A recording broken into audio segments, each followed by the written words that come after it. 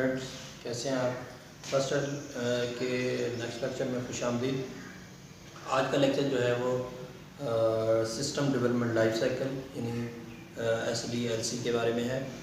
आइए चलते हैं लेक्चर की तरफ। क्वेश्चन इस तरह है, व्हाट इज़ SDLC? SDLC क्या है? Discuss different phases. इसके मुख्तलिफ फेजेस कौन से हैं? SDLC की पहली डेफिनेशन की तरफ जाते हैं। डेफिनेशन इस तरह है, it is set of different steps. ये मुख्तलिफ स्टेप पर मुश्तमिल होता है।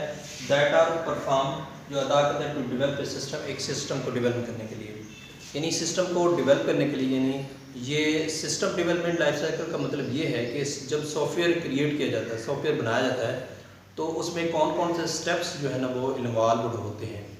तो हम चलते हैं, ये सेट इसमें जो है सबसे पहला स्टेप जो होता है वो प्रीलिमिनरी इन्वेस्टिगेशन का होता है। उसके बाद नेक्स्ट स्टेप होता है सिस्टम एनालिसिस, और उसके बाद सिस्टम डिज़ाइन का होता है। सिस्टम डिज़ाइन के बाद सिस्टम कोडिंग, सिस्टम टेस्टिंग, उसके बाद सिस्टम इम्प्लीमेंटेशन, और लास्ट में सिस्टम मेंटेनेंस का होता है।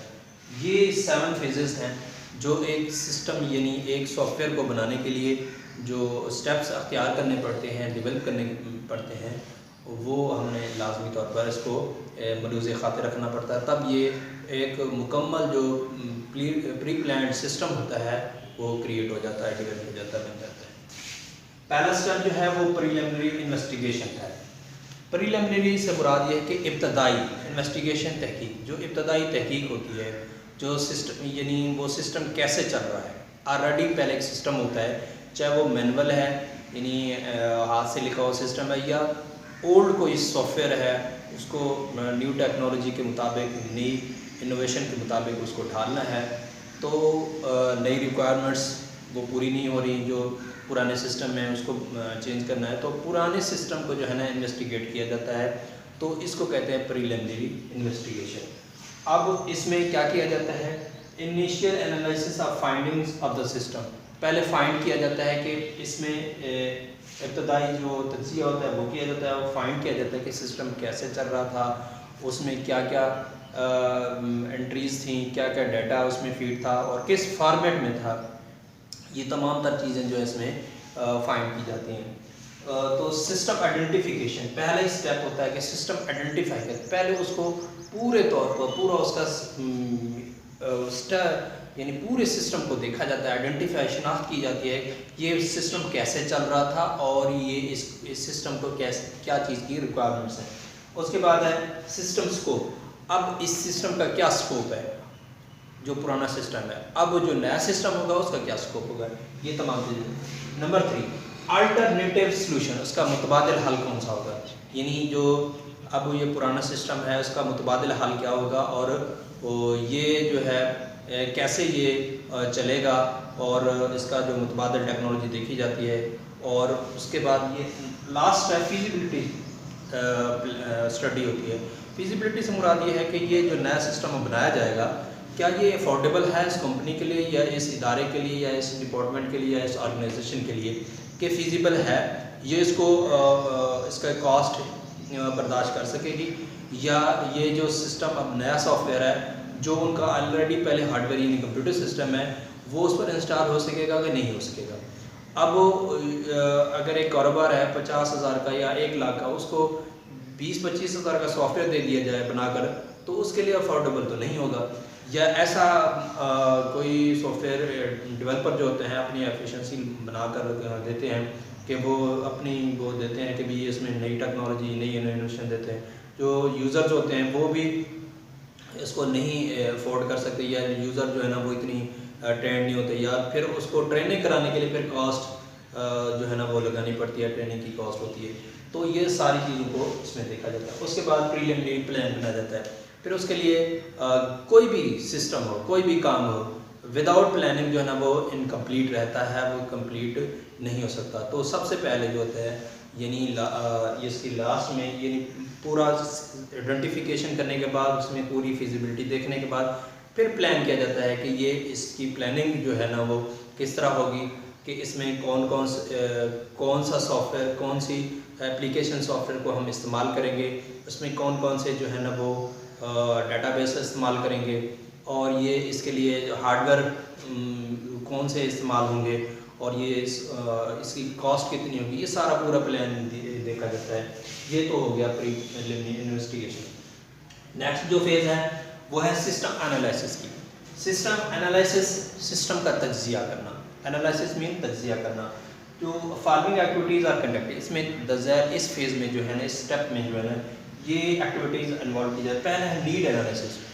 नीड एनालिसिस से मुराद ये है कि क्या क्या ज़रूरियात हैं, नीड्स हैं, यानी तज्जिया करने में कौन कौन सी नीड्स आ रही हैं, कौन कौन सी रिक्वायरमेंट्स हैं सिस्टम के लिए, तो ये तमाम चीज़ें। उसके बाद डाटा गैदरिंग, डाटा इकट्ठा किया जाता है। मुख्तलिफ़ तरीक़ाकार होते हैं डाटा को इकट्ठा करने के, क्योंकि वो डाटा अगर एक मैनुअल सिस्टम है, अगर वो एक बंदा उसको लिख कर पूरे सिस्टम को चला रहा है, तो वो कहेगा कि मैं जो है, अगर ये कंप्यूटराइज हो गया तो मेरी जॉब तो चली जाएगी, फिर वो डाटा सही तरीके से या जो है ना वो नहीं देगा। तो उसके लिए मुख्तलिफ डाटा गैदरिंग टेक्निक्स को इस्तेमाल किया जाता है, जैसे क्वेश्चनर है, या इस तरह का कोई इंटरव्यू वगैरह है, इस तरह का करके, या उसको कह दिया जाएगा कि इस तरह होगा, हम आपको ये प्रोवाइड, ये फैसिलिटी देंगे, आपको कोई मसला नहीं है, कोई इशू नहीं होगा। तो तमाम तर वो जो है ना वो टेक्निक्स जो है ना अपनाई जाती हैं डाटा गैदरिंग के लिए। उसके बाद है डाटा एनालिसिस। जब डाटा इकट्ठा हो जाता है उसके बाद डाटा को एनालाइज किया जाता है कि कैसे ये सिस्टम चल रहा था, अब इसमें जो एंट्रीज़ होनी है, ये डाटा एंटर होना है, वो किस टाइप का होना है, उसमें कौन कौन से टेबल क्रिएट करने पड़ेंगे, कौन सी फील्ड्स होंगे, ये तमाम तर चीज़ें जो है ना उसमें एट्रीब्यूट्स कौन से होंगे, उसके आपस में जो टेबल्स बनेंगे, रिलेशनशिप किस तरह का होगा, ये सारी चीज़ें, और उसमें कौन कौन से एल्गोरिदम का इस्तेमाल किया जाएगा, ये तमाम तर चीज़ें इसमें लिखी जाती हैं। उसके बाद है एनालिसिस रिपोर्ट। लास्ट वन में जो है ना वो आखिरी जो है वो सिस्टम एनालिसिस में रिपोर्ट तैयार की जाती है कि फाइनल फाइंडिंग्स जो होती हैं एनालिसिस में वो बनाई जाती हैं। तो रिपोर्ट तैयार करने के बाद फिर नेक्स्ट अगला स्टेप जो है वो सिस्टम डिज़ाइन का है। अब ये पहला जो सारा था ये मैनुअल वर्क था। अब हम थोड़ा सा कंप्यूटर यानी कोडिंग की तरफ जाएंगे, उसको कंप्यूटर के मुताबिक, कंप्यूटर लैंग्वेज के मुताबिक प्रोग्राम सेट करेंगे, प्रोग्राम लिखेंगे। तो प्रोग्राम जो है पहले सबसे पहले जो है ना डिज़ाइन के लिए फ़िज़िकल डिज़ाइन जो है ना वो क्रिएट किया जाता है। फ़िज़िकल डिज़ाइन से मुराद ये है कि ये जो अब सिस्टम बनाया जाएगा ये कितनी स्पेस लेगा, और उसके लिए कौन से सॉफ्टवेयर को जो है ना इस्तेमाल करेंगे, ये सारा। उसके बाद है लॉजिकल डिज़ाइन बनाया जाता है। लॉजिकल डिज़ाइन से मुराद है उसके डाटा फ्लो डायग्राम्स बनाई जाएंगी, या उसके बाद जो है वो रिलेशनशिप्स इनके क्रिएट किए जाएंगे, ER डायग्राम बनाई जाएंगी। तो उसके बाद उसके बाद फ़िज़िकल डिज़ाइन से मुराद है उसके फिर टेबल की शक्ल में, यानी किस तरह डाटा फ्लो होगा, उसके यानी ग्राफिकल इंटरफेस जो है कैसे क्रिएट होंगे, ग्राफिकल हर फॉर्म कैसे खुलेंगे, फॉर्म में जो मेन्यू होंगे या उसके जो सब मेन्यूज़ होंगे वो क्या होंगे, और हर मेन्यू का वर्क क्या होगा, ये सारा जो है ना फ़िज़िकल डिज़ाइन में जाता है। लास्ट में जो है ना, क्योंकि हर स्टेप की रिपोर्ट तैयार की जाती है और इसमें भी रिपोर्ट को जो है ना तैयार किया जाएगा।